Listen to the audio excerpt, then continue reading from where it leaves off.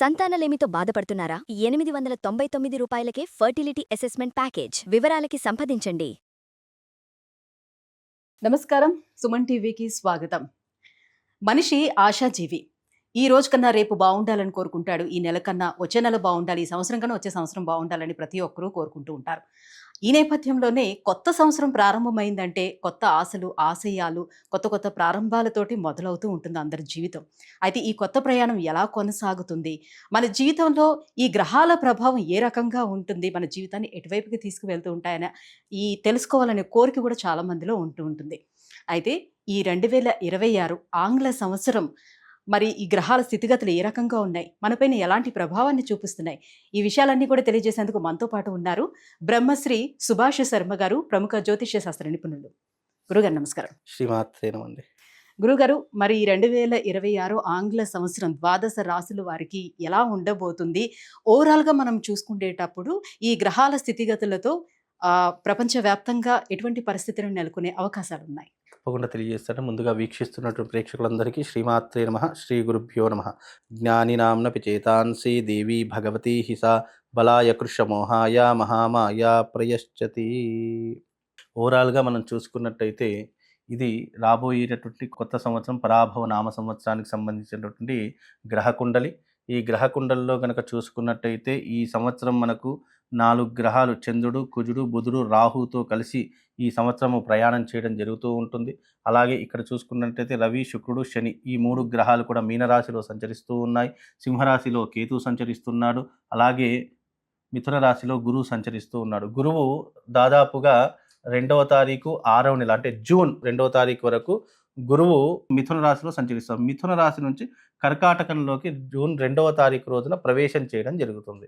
అంటే ఆల్మోస్ట్గా జూన్ 2వ తారీఖు వరకు ఈ సంవత్సరం ఏ ఫలితాలు ఉన్నాయో వచ్చే వాళ్లకు కూడా నెక్స్ట్ ఇయర్ జూన్ వరకు అవే ఫలితాలు ఉంటాయి. కానీ జూన్ తర్వాత గురువు ఒకటి మార్పు చెందితే ద్వాదశ రాశుల ప్రభావాలన్నీ కూడా మార్పు చెందుతూ ఉంటాయి.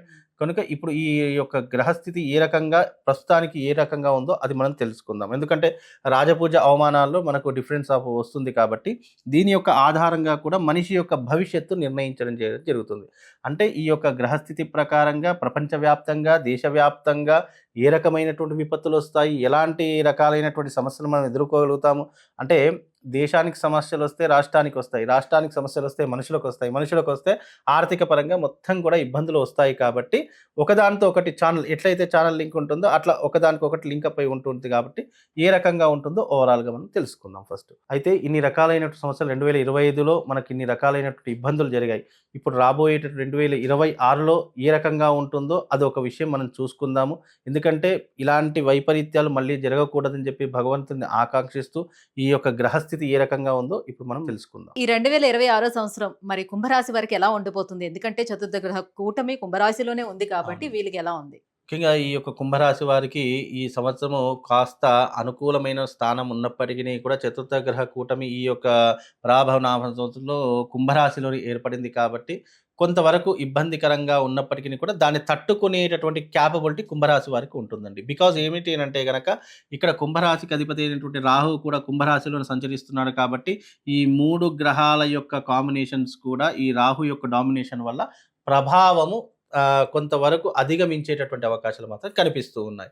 అలాగే ఈ కుంభరాశి వారికి ఈ సంవత్సరం మంచి ఆర్థిక పరంగా అలాగే లావాదేవీల పరంగా ఆస్తులు కొనుగోలు చేసేటటువంటి అవకాశాలు కూడా ఏర్పడతాయి. ఏలినాటి శని ఉన్నప్పటికీ కూడా ద్వితీయ స్థానంలో శని సంచరిస్తున్నప్పటికీ కూడా శని యొక్క ప్రభావం అనేటటువంటిది రవితో కలిసి ఉన్నటువంటి కారణం చేత దాని యొక్క ఎఫెక్ట్ కుంభరాశి మీద పడకుండా ఉండేటటువంటి అవకాశాలు ఉన్నాయి. అలాగే వీళ్ళకు కుంభరాశి వారికి ఈ సంవత్సరం ధనయోగంతో పాటు గృహయోగం కూడా వచ్చేటటువంటి అవకాశం ఏర్పడుతుంది ఉంటుంది.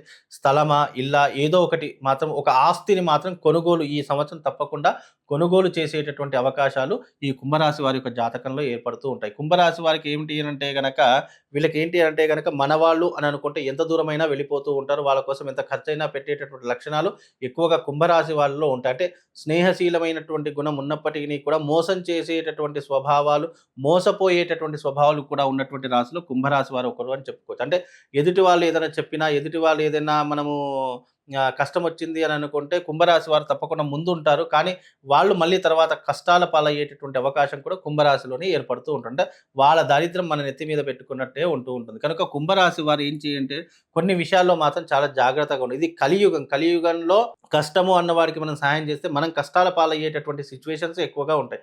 కనుక కుంభరాశి వారు కొన్ని విషయాల్లో అంటే ఆర్థికపరమైనటువంటి విషయాల్లో, కుటుంబపరమైనటువంటి విషయాల్లో, చేసే వృత్తిలో నెగ్లెషన్ అనేటటువంటిది ఉండకుండా జీవితంలో సీరియస్‌నెస్ అనేటటువంటిది అలవాటు చేసుకుంటే కుంభరాశి వాళ్ళని కొట్టే వాళ్ళే ఉండరు. ఎందుకంటే కుంభరాశి వారు ఎలా ఉంటారు అనంటే గనక దేన్నైనా కూడా ఈజీగా తీసుకునే వేలో ఉంటూ ఉంటారు. కనుక ఎప్పుడూ కూడా కుంభరాశి వారు అలా ఉండకూడదు. ఏదైనా కూడా జీవితంలో సీరియస్‌నెస్ అనేది ఏర్పడితే వాళ్ళని తట్టుకోవడం చాలా కష్టం. అంటే జీవితంలో తొందరగా పైకి రావాలన్నా, తొందరగా కిందికి పడిపోవాలన్నా 2 కూడా వాళ్ళ చేతిలోనే ఉంటాయి. కనుక ఇలాంటి కొన్ని విషయాలు జాగ్రత్తగా అలవాటు చేసుకునే ప్రయత్నం చేయండి. జీవితంలో దేన్నైనా కూడా మీరు సాధన, సాధ్యతే సాధ్యం. సాధించేంత వరకు మీరు సాధన ఆపకుండా చేసుకోండి.